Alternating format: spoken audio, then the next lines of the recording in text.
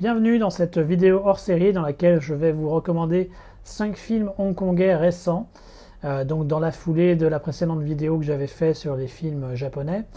Alors quand je parle de films hongkongais récents, je parle de films purement hongkongais.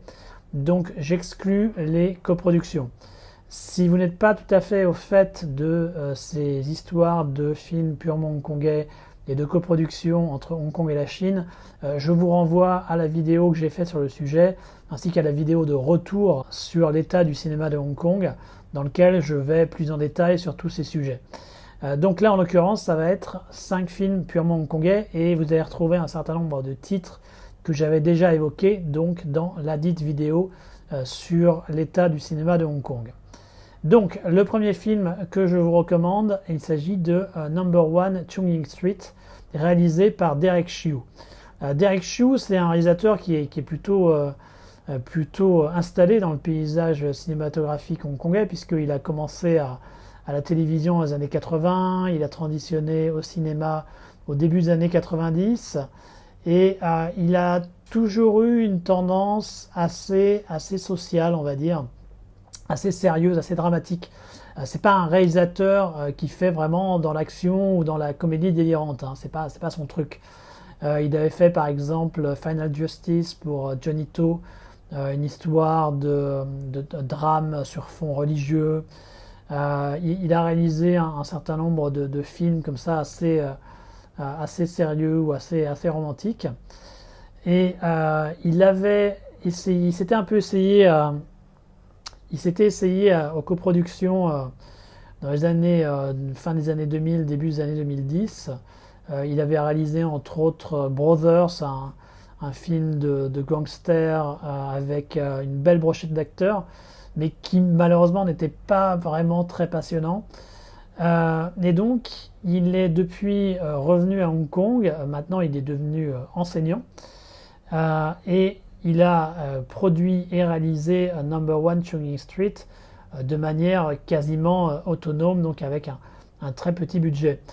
Et donc qu'est-ce que c'est que Number One Chung Ying Street? Alors, en fait, ça raconte deux histoires parallèles. Ça raconte l'histoire d'adolescents pendant 1967.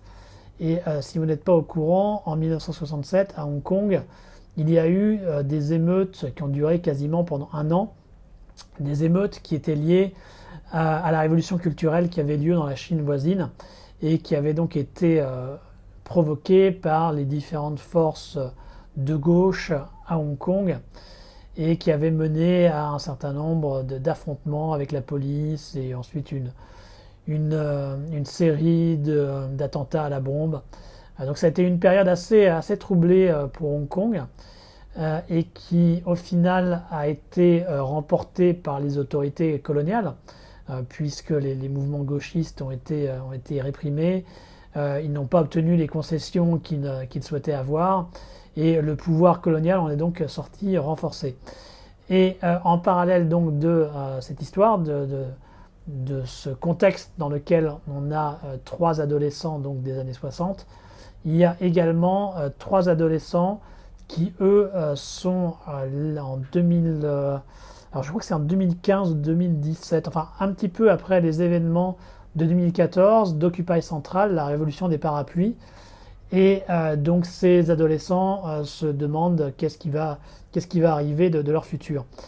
Et ce qui est très intéressant donc dans le film, c'est la juxtaposition de ces deux événements, parce que ce sont à chaque fois des événements populaires contre une forme de pouvoir, mais pour des objectifs totalement différents.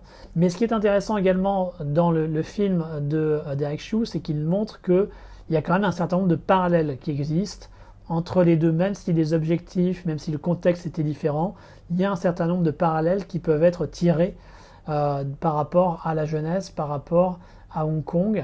Et ça rend donc le film très intéressant si vous êtes un minimum intéressé par la politique et par ce qui se passe à Hong Kong de manière générale.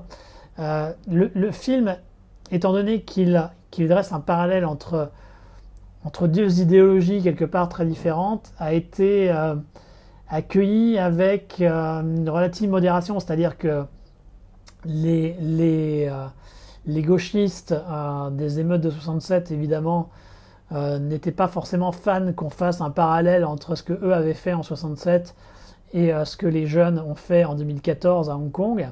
Et à l'inverse, c'est également vrai, c'est-à-dire que les jeunes qui ont participé à Occupy Central, à la révolution des parapluies, n'avaient pas envie, ne se voyaient pas comme une continuation des luttes qui avaient été faites en 1967. Donc si bien que le film finalement n'a pas vraiment pu plaire à une grande partie du public à cause de ces parallèles. Et moi je trouve que c'est justement ce qui rend le film intéressant. Ça le rend vraiment unique, ça lui donne une approche très, très conceptuelle, c'est-à-dire qu'il prend pas vraiment parti, il ne dit pas ben, ceux en 67 étaient méchants, ceux en 2014 étaient gentils. Non, il reprend certains éléments de la réalité, il les dresse en parallèle et il laisse les spectateurs faire eux-mêmes leur propre analyse par rapport à ces différents mouvements. Et donc je trouve que c'est intellectuellement très stimulant. Et il y a des moments également très émotionnels, pourvu qu'on soit évidemment intéressé et impliqué par ces événements. Il y a des moments très touchants dans le film également. Et je trouve que ça fait partie vraiment des meilleurs films de la filmographie de Derek Chiu. Parce que le film a du cœur. Le film a du cœur et vous incite également à de la réflexion. Et ce n'est pas le cas forcément de beaucoup de films de manière générale. Donc Number One Chungking Street, moi je vous le recommande vraiment chaudement. Alors on change totalement de registre avec G-Affairs, réalisé en 2018 par Lee Chuk-pan. Alors G-Affairs, ça fait partie donc, de ces films qui ont été produits grâce au nouveau système gouvernemental qui a été mis en place afin de permettre à des jeunes réalisateurs de réaliser leur premier film. Et en l'occurrence, Lee Chuk-pan, lui, il était un assistant réalisateur sur un certain nombre de films avant. Et donc là, ça a pu être l'occasion pour lui de faire son premier long métrage. Et il est vraiment très très intéressant parce que il est très travaillé, très abouti dans le scénario et dans la forme, dans le montage. Il y a tout un tas de personnages qui s'enchevêtrent et ça peut paraître un peu difficile à suivre au début, mais au fur et à mesure, tout prend sens. Et ça montre un Hong Kong quand même qui, sous ses apparences de société moderne et prospère, ben, en fait, il y a quand même beaucoup de problèmes. Il y a beaucoup de pourriture en fait qui traînent par-dessus, en dessous de la surface. Et ça se voit dans plein de personnages, dans le personnage du professeur, dans le personnage du flic corrompu joué par Chapman To. Voilà, donc ce genre une description assez noire en fait de Hong Kong de manière générale, mais avec un aspect technique assez virtuose pour le coup et qui est très très intéressant. Tout comme Number One Chungking Street, ça fait partie des films dont je ne suis pas certain qu'ils vont pouvoir continuer à être produits à Hong Kong suite au passage de la loi de sécurité nationale. Je pense que montrer par exemple un flic corrompu, ça risque d'avoir des problèmes et que, étant donné que la production du film se fait par de l'argent gouvernemental, c'était pas le cas de Number One Chungking Street. Number One Chungking Street était produit indépendamment, mais à petit budget quand même. Et G-Affairs, lui, est produit donc par des fonds gouvernementaux, par une initiative gouvernementale. Et je pense qu'un certain nombre de films qui jusqu'ici passaient les organes de sélection des films produits de cette manière vont faire beaucoup plus attention par rapport à ce type de sujet et vont éviter ce type de sujet et ce type de description de la société hongkongaise pour mettre quelque chose plus en avant avec ce que les autorités aimeraient faire valoir. Donc c'est très dommage, mais en tout cas, on a quand même eu ce G-Affairs qui est un premier film tout à fait fascinant et très très intéressant, et donc que je vous recommande également. Troisième film que j'ai à vous recommander, c'est encore une production gouvernementale par le biais donc de ce fonds destiné aux premières réalisations de jeunes réalisateurs, et il s'agit de Still Human, donc réalisé ici par Oliver Chan. Still Human, c'est l'histoire d'un ancien ouvrier de construction joué par Anthony Wong, qui est handicapé suite à un accident qui a eu lieu sur son lieu de travail et qui donc, pour s'en sortir chez lui, a besoin d'une domestic helper. Alors, domestic helper, qu'est-ce que c'est? C'est quelque chose de très courant à Hong Kong et dans d'autres pays asiatiques, ainsi que dans certains pays du Moyen-Orient. Ce sont en fait en général des femmes venues de pays sous-développés. En l'occurrence, à Hong Kong, c'est essentiellement des Philippines et les Indonésiennes qui sont payées de manière très réduite, on va dire, avec un salaire vraiment spécifique minimum et qui vivent chez leurs employeurs et qui sont des domestiques et qui sont donc censés soit s'occuper des enfants, soit s'occuper des personnes retraitées. En fait, c'est une sorte de moyen de pallier à l'absence de garde d'enfants, à l'absence de maisons de retraite. C'est un moyen peu cher, puisqu'elles sont payées donc au lance-pierre, d'assurer ce type de service avec des travailleurs de seconde catégorie. Alors le côté seconde catégorie, ça c'est évidemment pas quelque chose qui est mis en avant par Hong Kong, mais il y a un certain nombre d'organismes indépendants qui considèrent que les domestic helpers sont des travailleurs de l'esclavage moderne en fait. Et c'est une description à laquelle je souscris également. Donc en l'occurrence dans Still Human, donc ce personnage joué par Anthony Wong engage une domestic helper pour l'aider. Une domestic helper ici qui vient donc des Philippines, et il va y avoir une relation qui va se créer entre eux, une relation très intéressante qui ne tombe pas dans les clichés, qui n'est pas misérabiliste et qui est vraiment très, très positive, très agréable. Et ça fait donc beaucoup plaisir de voir une réalisatrice hongkongaise s'intéresser à un sujet de cette sorte, parce que, comme je l'explique, souvent les domestic helpers, qui représentent quand même plusieurs centaines de milliers de personnes à Hong Kong, sont considérés comme des citoyennes de seconde catégorie, et les gens ne s'y intéressent pas. Or là, Oliver Chan, elle s'intéresse à son personnage, elle s'intéresse à ce que c'est que d'être une domestic helper dans Hong Kong, avec ses bons et ses mauvais côtés. Et c'est vraiment très bien de mettre ça en avant.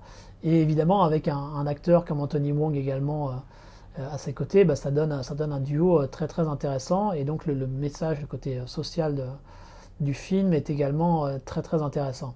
D'autant plus que le film a été un succès commercial. Donc comme quoi il y a des gens qui sont quand même intéressés par le sujet et qui sont potentiellement, j'espère, prêts à faire en sorte que les choses évoluent et qu'elles soient considérées à juste valeur, et pas juste considérées comme des citoyennes de seconde catégorie, comme c'est le cas à l'heure actuelle. Donc voilà, Still Human, un film avec une vraie conscience sociale, mais également très rafraîchissant et très agréable, porté par d'excellents acteurs. Donc encore une fois, très très recommandé. Alors je change un peu de catégorie pour le coup là, avec un film de 2019 réalisé par un vétéran de l'industrie qui est Hermanio, et c'est A Home with a View. Home with a View, alors j'ai toujours un petit doute, il me semble que c'est une production 100% hongkongaise, mais je n'en suis pas complètement certain. Il n'est pas impossible que ce soit en fait une coproduction, j'ai pas réussi à avoir l'information de manière aussi claire que j'aurais voulu l'avoir. Bon, il me semble que c'est une production totalement hongkongaise, mais à vérifier. En tout cas, Home with a View, c'est une comédie noire qui est adaptée d'un spectacle qui avait été fait par Chung Tat-ming, si je crois bien, qu'on retrouve dans le film d'ailleurs. Et c'est un film qui est sorti donc au Nouvel An chinois 2019, enfin, quelques jours avant le Nouvel An chinois, et il est passé totalement inaperçu. Et je trouve que c'est vraiment dommage, parce que c'était un des meilleurs films du Nouvel An chinois de cette année-là.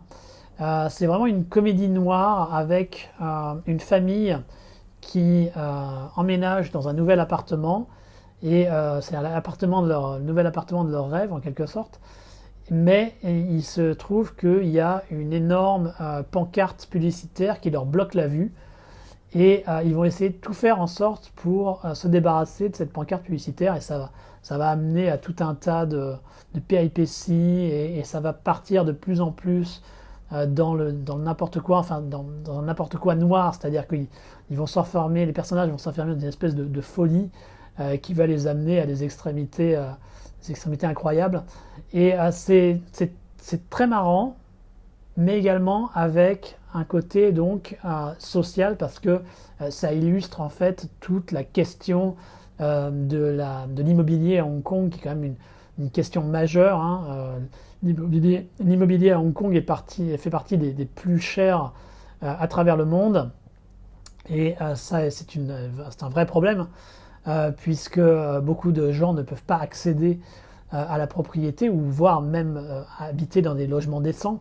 Par exemple, pour vous donner une idée, quelque chose qui fait peut-être 10 mètres carrés, ce qu'on appelle des partition rooms, ça coûte entre 7000 et 8000 dollars, donc entre 700 et 800 euros pour pouvoir vivre dans ces conditions. Donc si vous voulez avoir quelque chose de décent, et si vous n'êtes pas prêt à partir très très très loin dans les nouveaux territoires, il faudra que vous sortiez quelque chose d'au moins 15 000 dollars, on va dire, donc en gros 1500 euros pour pouvoir y vivre. Donc comme vous pouvez le voir, à partir de ça, c'est quand même des sommes mirobolantes, et c'est des sommes mirobolantes à Hong Kong aussi.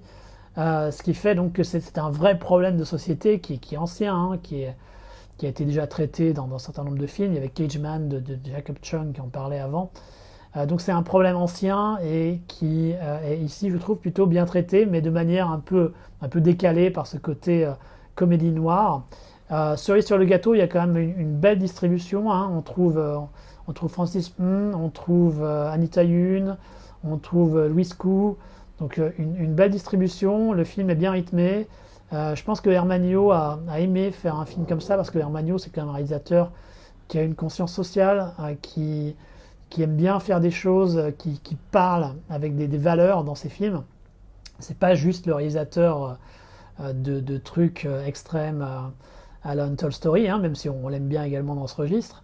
Mais je pense qu'il a dû bien aimer le faire, et ça se ressent, et je pense que c'est également le cas pour les acteurs. C'est vraiment dommage que le film ait floppé, mais j'espère que vous pourrez peut-être lui donner une nouvelle chance, et que vous tenterez l'expérience de Home with a View.